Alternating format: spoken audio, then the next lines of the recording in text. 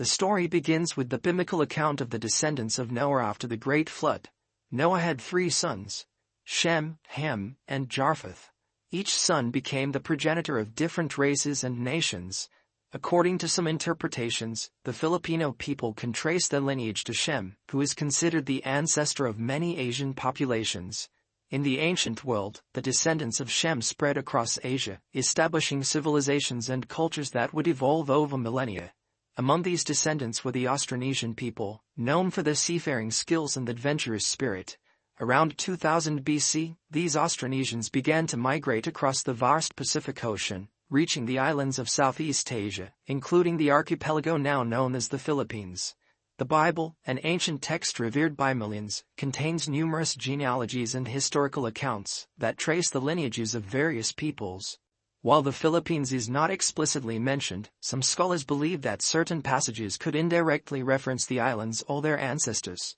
One such theory revolves around the biblical figure Opha, a land mentioned in the Old Testament, famous for its wealth and resources. Some historians and biblical scholars speculate that Opha could be a reference to the Philippine archipelago, known for its abundant natural resources. But let's take a closer look. In the books of Kings and Chronicles, we read about King Solomon's fleet bringing gold, silver, ivory, apes, and peacocks from Opha. These luxurious items were highly valued in the ancient world, and some of these, like gold and ivory, were abundant in the Southeast Asian region, including the Philippines. While this connection is still debated, it opens a door to further exploration. As we delve deeper, another fascinating angle emerges: the potential connection between the Filipinos and the lost tribes of Israel. After the Assyrian conquest, the 10 northern tribes of Israel were dispersed and lost to history. Some theories suggest that these tribes traveled far and wide, possibly reaching as far as Southeast Asia. This might sound like a stretch, but genetic studies and cultural parallels offer some intriguing evidence. Recent genetic research has unveiled surprising findings about the Filipino people. Studies show a diverse genetic makeup, with traces of DNA from various ancient populations, including those from the Middle East. While this doesn't directly prove a link to the Israelites, it does support the idea of a complex and interconnected ancient world, where trade and migration were more widespread than previously thought. Speaking of trade, ancient maritime routes played a significant role in shaping civilizations. The Philippines, situated strategically along these routes, was a melting pot of cultures and peoples. Historical records and archaeological findings suggest that traders from the Middle East, India, and China frequented the islands, bringing not just goods, but also ideas, beliefs, and genetic diversity. These interactions could have influenced local customs, languages, and even physical traits. Adding another layer to our narrative, we find intriguing parallels between Filipino mythology and biblical stories. For instance, the Filipino creation myth involving the god Betharlam, the first humans, shows striking similarities to the Genesis account of Adam and Eve. While these parallels might be coincidental, they highlight the universal themes of creation and origin that permeate human culture. Now, let's address the elephant in the room: the impact of new scientific discoveries. Advances in DNA analysis and archaeology are continually reshaping our understanding of history. For the Philippines, these discoveries are uncovering a more nuanced and interconnected past. The blend of indigenous, Austronesian, and foreign influences paints a picture of a vibrant and dynamic society that has evolved over millennia. Continuing our journey from tracing the biblical connections to the origins of the Filipinos, we now delve into the fascinating world of genetic and linguistic studies. Let's start with the genetic studies. Over the past decade, advances in DNA analysis have allowed scientists to map the genetic makeup of populations across the globe. For the Filipinos, these studies have revealed an intricate web of ancestry that spans continents. Recent research has shown that the Filipino gene pool is a blend of Austronesian, East Asian, South Asian, and even Middle Eastern DNA. This diversity is a testament to the Philippines' role as a crossroads of ancient trade routes and migrations. One key study conducted by Dr. Matthew Sigo, a Filipino-American geneticist, involved the analysis of mitochondrial DNA from various indigenous groups in the Philippines. The results were astounding. They found markers that linked Filipinos to ancient populations in Taiwan, suggesting that the ancestors of the Filipinos were part of the Austronesian expansion that began around 4,000 years ago. This migration wave spread from Taiwan to the Philippines and further into the Pacific, explaining the similarities in language and culture among Austronesian-speaking peoples. But it doesn't stop there. Another intriguing discovery came from the work of Dr. Christopher Duncan, a geneticist at the University of Illinois. His team found traces of Middle Eastern genetic markers in the Filipino population, particularly among those in the southern regions like Mindanao. These markers suggest ancient connections that might have been established through early trade routes that linked Southeast Asia with the Arabian Peninsula and beyond. This aligns with the theory that ancient traders, possibly even those connected to the biblical land of Offa, might have reached the Philippines. Speaking of languages, the linguistic studies offer another layer of insight. The Philippines is home to over 170 languages, many of which belong to the Austronesian language family. Dr. Lawrence Reed, a renowned linguist, has extensively studied these languages and traced their roots back to Proto-Austronesian, spoken in Taiwan around 4,500 years ago. The migration patterns indicated by these linguistic studies match the genetic evidence, painting a coherent picture of how ancient peoples moved and settled across the islands. What's even more fascinating is the presence of loanwords in Filipino languages that hint at ancient interactions with other cultures. For example, words related to trade, navigation, and religion show influences from Sanskrit, Arabic, and Chinese. These linguistic imprints are like breadcrumbs, leading us back to a time when the Philippines was a bustling hub of cultural exchange. Let's bring this into focus with a real-world example. Take the ancient port city of Butuan in Mindanao. Archaeological discoveries here, including the famous Butuan boats, have provided tangible evidence of a sophisticated maritime culture. These plank-built boats, dating back to the 4th century AD, highlight the advanced seafaring skills of the early Filipinos and their connections with other trading civilizations. The genetic and linguistic traces we see today are the living legacy of these ancient interactions. Now, consider the Tawi-Tawi Islands, near the Sulu Sea.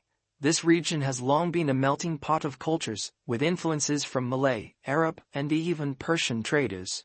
Genetic studies of the Tausug people from this area reveal a mix of Southeast Asian and Middle Eastern ancestry, reflecting the historical significance of the maritime Silk Road that passed through these waters. The ancient trade routes played a crucial role in the development of the Philippines. The archipelago's strategic location made it a key point in the maritime Silk Road, connecting the East and the West. One of the most significant routes passed through the South China Sea and the Sulu Sea, facilitating trade between China, Southeast Asia, the Indian subcontinent, and the Middle East. Let's start with the bustling port of Manila, long before it became the capital of the Philippines. Historical records show that Manila was already a thriving trading hub as early as the 10th century. Chinese merchants frequented its shores, bringing with them silk, porcelain, and other luxury goods. In return, they took back gold, pearls, and exotic spices. This trade wasn't just about goods, it was also about the exchange of ideas, technology, and even people. The genetic markers found in modern Filipinos reflect this vibrant history of intermarriage and cultural blending. Moving south to the Visayas, we find the ancient city of Cebu. Archaeological excavations have uncovered artifacts that point to extensive trade with neighboring regions. One notable discovery is the presence of gold jewelry and other artifacts in the Butuan area, suggesting that the local inhabitants were not only skilled artisans, but also active participants in regional trade networks. These connections extended as far as India and Persia, as evidenced by the discovery of ancient Persian pottery and Indian beads. But perhaps the most fascinating region in this narrative is the Sulu archipelago. This chain of islands was a crucial link in the maritime trade network, serving as a gateway between the Philippines and the broader Muslim world. By the 13th century, the Sultanate of Sulu had established itself as a powerful maritime state. The Sulu Sultanate maintained trade relations with China, the Middle East, and even East Africa. Historical documents, such as the Tausug epic Parang Sabal quote, tell stories of brave seafarers and their voyages to distant lands, bringing back not only goods, but also new cultural practices and beliefs. One remarkable figure from this period is Sultan Paduka Batara of Sulu. In 1417, he led a royal delegation to China, where he was received with great honor by the Ming dynasty Emperor Yongle. The journey was a testament to the strong diplomatic and trade relations between Sulu and China. Unfortunately, Sultan Paduka Batara Felilim died in China, but his legacy lived on.